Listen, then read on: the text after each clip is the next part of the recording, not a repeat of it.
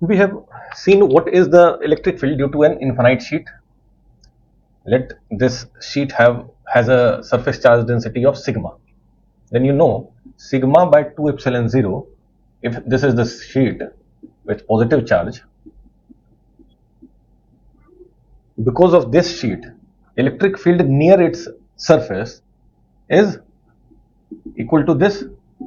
E is this, you know this, we have derived it, where n is the vector, normal vector, that is normal to the surface of the sheet, this, normal to this. Okay, so you know about this.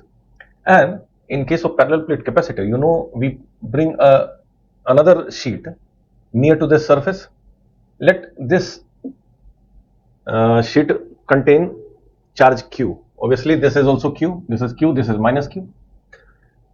What we want to know, what is the force experienced by this sheet when we bring it near to this? Undoubtedly, you know this has positive charge and this negative charge is induced on this plate.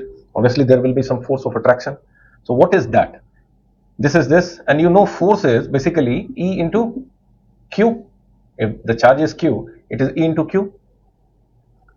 So you can write it like this: sigma by 2 epsilon 0 into Q. I'm just talking of magnitude. Direction, you know, this is the direction of electric field, and this will be attracted towards this. So the force of attraction on this sheet because of this is this. And if sigma is q, if the charge is q, sigma is q by a, you know this. So let's put sigma equal to q by a here. What do you get? You get q by 2 epsilon 0 a into q. That is q square 2 epsilon 0 a. You should understand this concept and you should keep in mind this expression. You'll need it when solving examples. Okay, we have seen parallel plate capacitor. We have capacitors of different geometrical shapes. Let's see what is the capacitance of capacitor, which is spherical shell. That is, one spherical shell is enclosing another spherical shell like this. Let's say this is the inner spherical shell. We have put positive q charge on this sphere. It is a spherical shell, not solid sphere. Okay, q charge resides on this particular sphere, spherical shell. Okay, let its radius be a. Now it is enclosed by another spherical shell. That is, one spherical shell is inside another spherical shell. So let this be the outer spherical shell. Just ground it.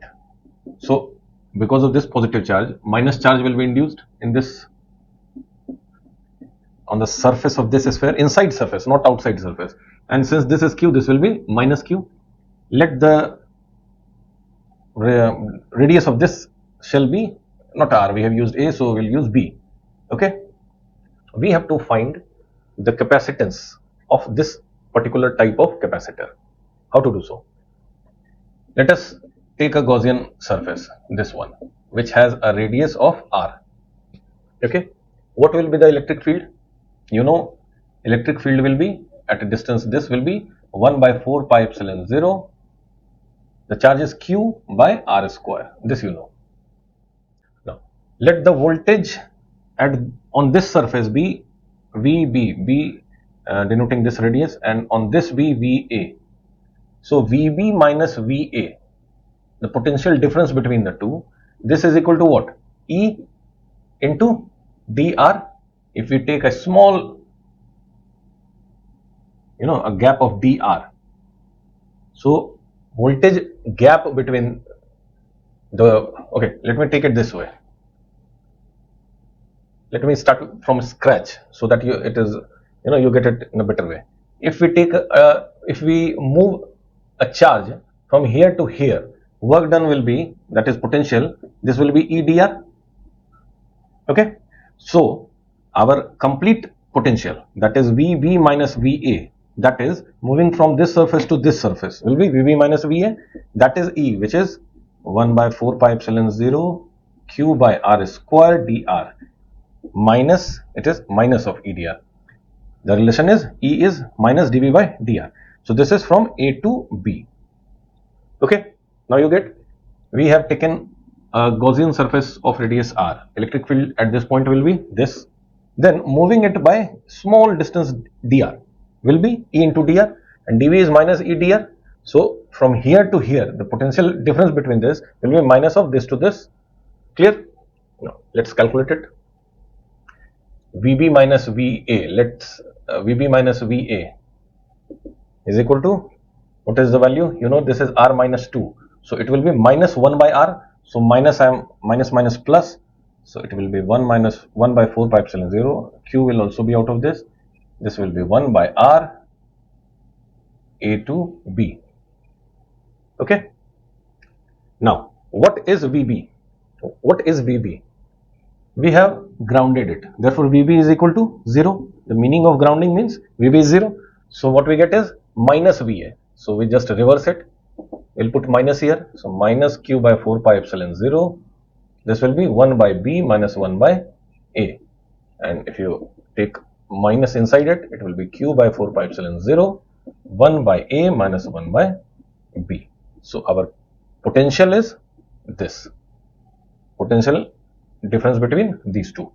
Now when you know what is V, you know what is C. How you know it? C is what? Q by V. So Q by V, if you put Q and then by this, so what you will get? You will get Q by 4 pi epsilon 0, 1 by A minus 1 by B, or Q cancel. So you get 4 pi epsilon 0 by 1 by A minus 1 by B. This is your capacitance. Capacitance of a spherical shell capacitor. Clear? What will be the capacitance of a cylindrical capacitor? What is a cylindrical capacitor? This is inner cylinder, this is outer cylinder. So how we draw? Let it be like this. And inner cylinder, it will be like this. Okay. Let this, I'm using another color. Let this radius be A, this radius be B. So what we do? We put a Q charge on this plus. Okay. And we ground the outer cell as we did for spherical cell. So because of this positive charge, we will have minus charge induced in the inside surface of this outer cylinder, which the magnitude will be minus Q. How to find? We will take a Gaussian surface as we did in the case of spherical cell. So let the distance be r, this radius be r. Now the charge on this is Q. So what will be the charge on the Gaussian surface? We haven't taken the length. Let the length of the Gaussian surface be x. Okay. So x is the length of the Gaussian surface. So what is the charge on the Gaussian surface? It will be Q by L will be linear charge density into x. Okay. So let per unit length, the charge is Q by L, because Q is over the whole cylinder. So Q by L into x, this is the charge. Now, how to find potential difference between this and this? For finding potential difference, we will have to find the electric field intensity. How to find electric field intensity? See, if it was a sphere, we knew it was 1 by 4 pi epsilon 0 Q by R. This is a cylinder. So what we do? We have expression for cylinder also, but let's start from scratch. You know, flux is the charge enclosed by epsilon 0. This we know what is the charge enclosed. It is Qx by L. And at the same time, we know flux is electric field intensity ds, because E will be constant on this Gaussian surface. What is ds area? It will be E into 2 pi r, the circumference of the cylinder, into its length. The length is x. So from this and this 1 and 2, we get E into 2 pi r x equal to, what is this? This Q x by L epsilon 0. Okay, so x cancels. What we get is electric field is given as Q by 2 pi epsilon 0 L r. So we have expression for electric field. Now let's find what is the potential difference. difference between the outer cylinder and the inner cylinder. That is, let this be VA and this be VB. So VB minus VA, it will be equal to minus from A to B. This you know why, we have discussed these things. E into dr. E is given as Q by 2 pi epsilon 0 LR dr. So this is constant basically. So we get Q by 2 pi epsilon 0 L minus out, and we have dr by r. That is, you can write log E, or you can write ln A to B. Here VB is 0, you know it is grounded, so minus VA is equal to this, or minus minus cancels. So what you get is Q by 2 pi epsilon 0 L, and this is ln B minus ln A, that is log B by A. Okay, so we have found the expression for potential difference. Finally, you know capacitance is Q by V, that is Q by this. So what you get, 2 pi epsilon 0 L in the numerator, and in the denominator you get ln B by A. So this is the expression for capacitance for a cylindrical capacitor. Clear?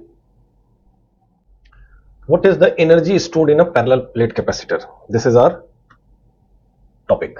Energy stored in a parallel plate capacitor. See, parallel plate capacitor is like this. What we do? We connect it to a battery like this. Okay, what happens? This we have plus. It gets plus, and this gets minus. Actually, what happens? We have flow of positive charges from here to here, this sheet to this sheet, or you can say we have flow of negative charges from this sheet to this sheet. This is the actual working. Flow of negative charge from this to this, or you can say flow of positive charge from this to this.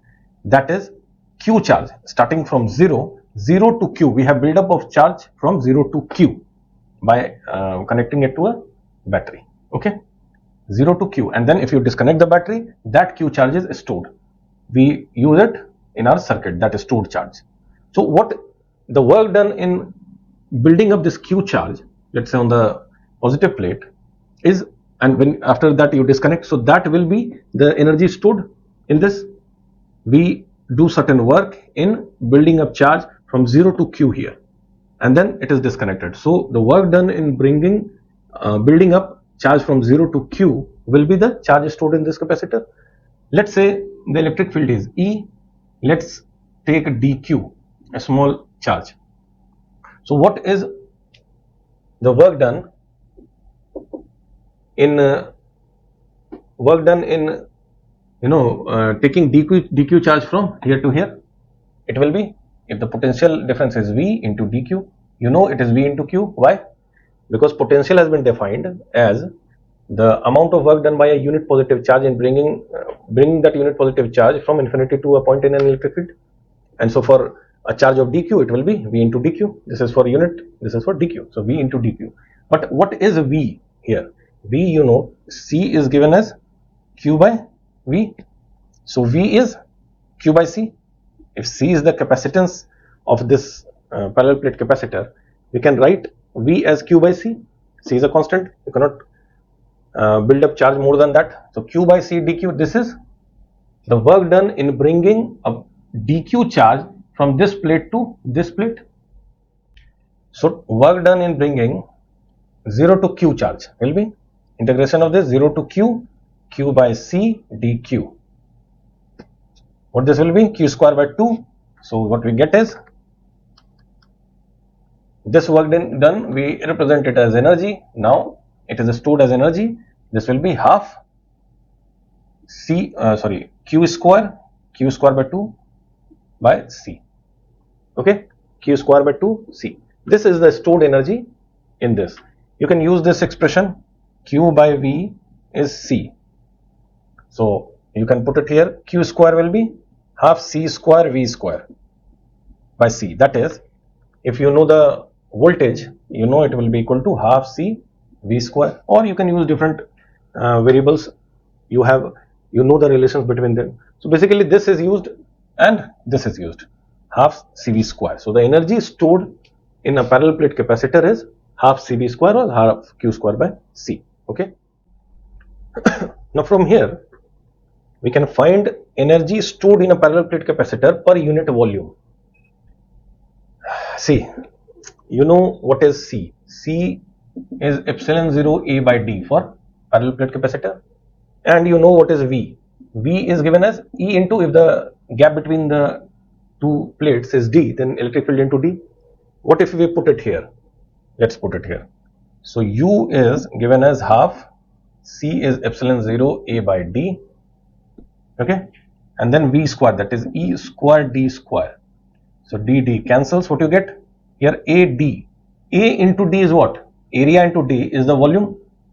Volume between the parallel plates, two plates of area A, and D is the gap. So A into D is the volume. So you can write half, let's say V epsilon 0, and A into D is V E square. Now let's analyze it. If we talk of energy per unit volume, energy per unit volume, so it will be U by V, where V is volume. I am writing VL so that you don't get confused for voltage. So U by V, or this is incremental in nature, so we write it like this, U by V. So this is half epsilon 0 E square. Though we have found it for parallel plate capacitor, this expression, that is energy per unit volume, is half epsilon 0 E square for all types of capacitors. Okay, so you should keep this in mind. Now we just found that the energy stored in a capacitor, in a parallel plate capacitor, is half CV square, okay, or Q square by 2C. The total work done, that is total energy supplied, is what? From the battery. I am writing it here. Total energy supplied by battery when, what we did? We had this capacitor and we connected it to a voltage source of V. So total energy supplied is the potential difference V into the charge. We have used Q. So Q, but we know C is Q by V. So you can put it here. Q is CV. So this comes to CV square. CV into, say, CV into V, CV square. Now analyze this properly. What is this? This is the energy stored in the capacitor. So energy stored in the capacitor is this, and total energy supplied is this. So what is the difference of energy? We have supplied CV square, and energy stored is half CV square. That is, we have a difference of half CV square. We were able to store only this much energy. Now where has this energy gone? We have supplied 10 units and we got 5 units only. So where is this 5 unit of energy? That is half CV square. This actually goes in the form of heat. In building up that charge, this is dissipated as heat. Okay. So when you will charge a capacitor, it will get heated. Now let's see what is the energy density in a parallel plate capacitor. We have seen what is the potential energy saved here, stored here, not saved. This is actually electric potential energy. Don't think this is some other form of energy. This is electric potential energy. Let's see what is the density, energy density inside a parallel plate capacitor. This is your parallel plate capacitor. Let this be E, electric field. Let the gap be D. Therefore, you know V is what? ED. Now, we have seen that electric potential energy stored is half CV square. This we know.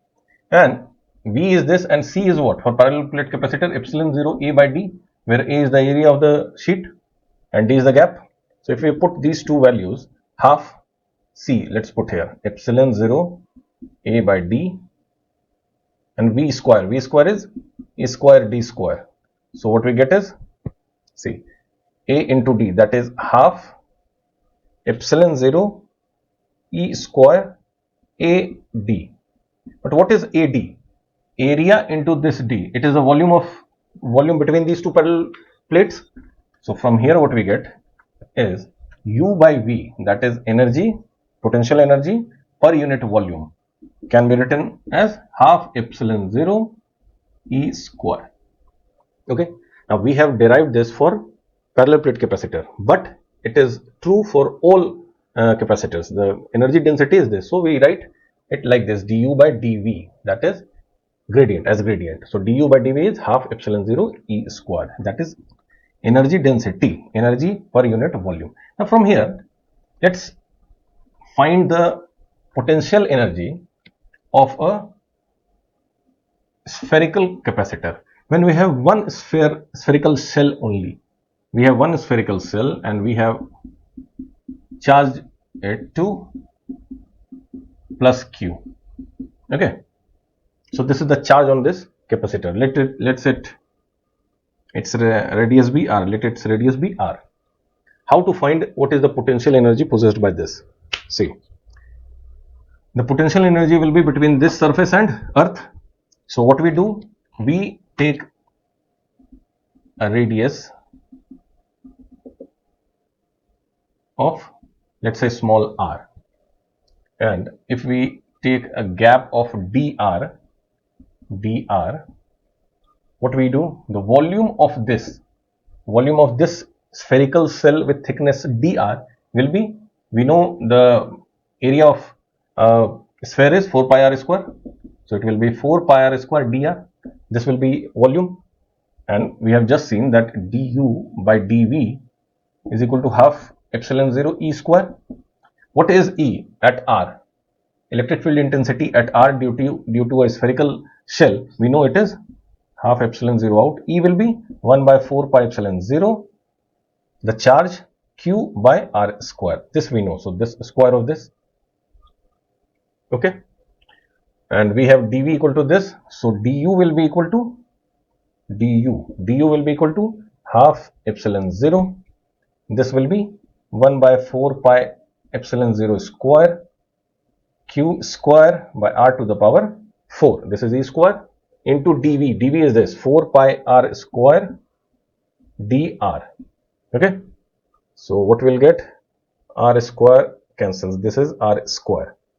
Then what we cancel here, see, this is 1 by 4 pi epsilon 0 square, so 1 epsilon 0 will cancel 1 epsilon 0 here, and 4 pi will cancel this, so square will be cancelled.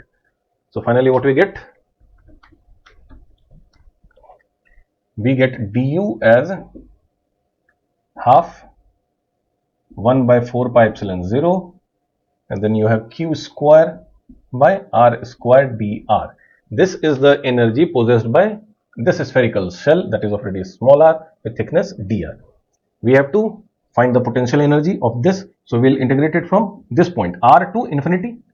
The capacitance, the other part will be earth. If this has plus, then that charge, we can assume that charge has been possessed by the earth, minus charge to balance it. So u will be what? It will be, I'm directly writing 8 pi epsilon 0 and Q square. I'm taking this out. This is dr by r square, and we'll integrate from r to infinity. Okay, this you understand?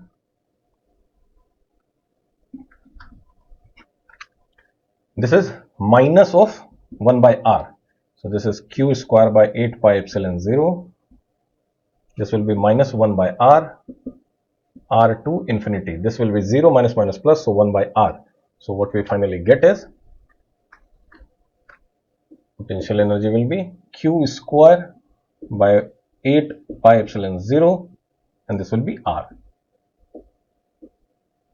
Okay, so using the concept du by dv, where u is your potential energy, v is the volume, equal to half epsilon 0 E square. Using this, we have found the potential energy possessed by a spherical shell which has been given a charge Q. Okay, let's see our example.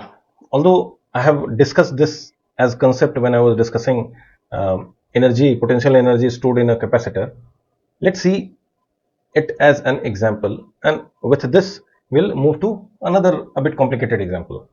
It says a capacitor of capacitance C, which is initially uncharged, is connected to a battery of EMF E. Find the heat dissipated in the circuit in charging.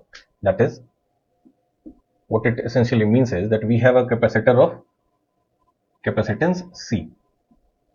Okay, now it is connected to a battery which has EMF, that is the voltage, as E.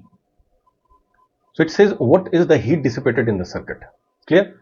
You have the figure in your mind? Now let me solve it. What was the initial charge? It says it is initially uncharged. So initial charge in the capacitor is 0. What is the final charge? Final charge will be, you know, Q by V is C. So Q is C into V. So this will be C, the capacitance is C, and V is basically E here. So this is, so what is the difference in charge after charging? That is, we connected the battery, and when it has charged, when the battery is, the capacitor is charged, the difference of charge will be this minus this is 0. So this will be simply this. Okay, and you know that the work done in charging is what? What will be the work done by the battery in charging it? Charging from 0 to Q, it will be, work done will be, you know it very well, it will be charge into the EMF, that is charge will be this, 0 to this value we have reached. So this charge into voltage of the battery, that is this. So this is C. So what you get is C E square. This is the work done by the battery, that is the battery has supplied this much energy, and we know that the potential energy stored in the capacitor is half C square. I have discussed this earlier also. So the difference in the energy, this will be gone where? It will come out as heat dissipated in the circuit during the process of charging. So let's say del U, which is the heat dissipated in the circuit in charging, this will be C E square minus half C E square. So that is equal to half C E square. Clear? This is the heat dissipated in the circuit. Now it is a better question than the last one. It says a capacitor of capacitance C, which is initially charged up to a potential difference of E. That is, we have a capacitor which has been charged to potential difference E. The capacitance is C. Okay. Now this is connected to a battery of EMF E by 2. So now it is connected to another battery which has EMF E by 2. Obviously, this is higher, this is lower. After a long time, find charge, work done, and heat dissipated. Transfer of charge, work done by the battery, and heat dissipated. Why after a long time? Because it takes time to charge the battery. When you connect a battery to a capacitor, the charge flow is not instantaneous. It takes time to charge the capacitor. So it says after a long time, find del Q through the battery. Okay, the question is clear. Now let's see. Charge through the battery. What was initial charge? Charge is, I have told you, Q is CV. So capacitance was C and V was this. So this is initial charge. What is the final charge? After it has got charged by the battery, now the final voltage will be E by 2. After a long time, when this is in equilibrium, this will discharge, the capacitor will discharge, and finally will have a potential across the capacitor equal to E by 2, that is equal to the EMF of the battery. So we'll have C E by 2. So the charge transfer is final minus initial, that is C E by 2 minus CE, that is minus half of CE. Okay, what is the meaning of minus? Minus means that there is a net flow of charge in the direction of the battery or to the battery, that is not from battery to capacitor. It is the charge flow is from the capacitor to the battery. Okay, so del Q is this. Then second part, what is the work done by the battery? Now work done by the battery will be equal to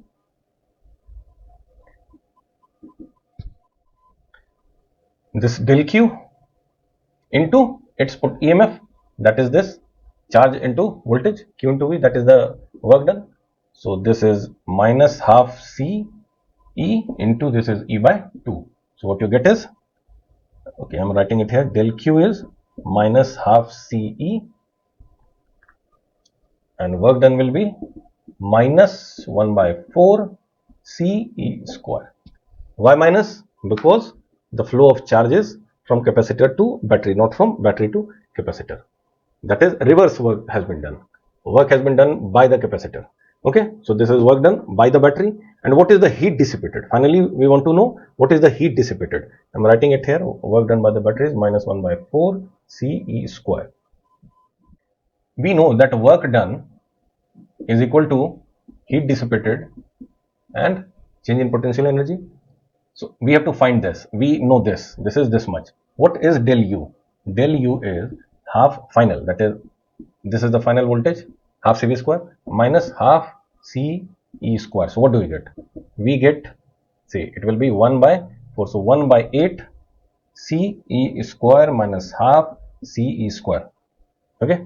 What is 1 by 8 minus 1 by 2?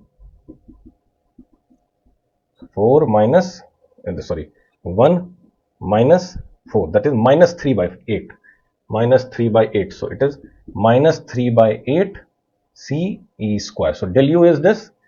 Now del U is this. So del H will be